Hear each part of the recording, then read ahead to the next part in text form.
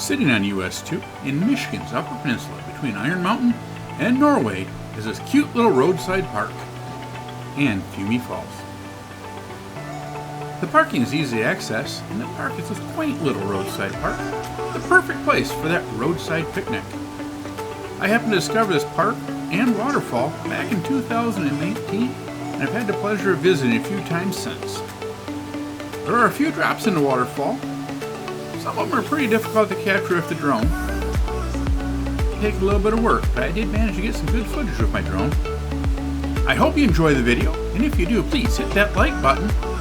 Subscribe if you're not already. It really does make a difference.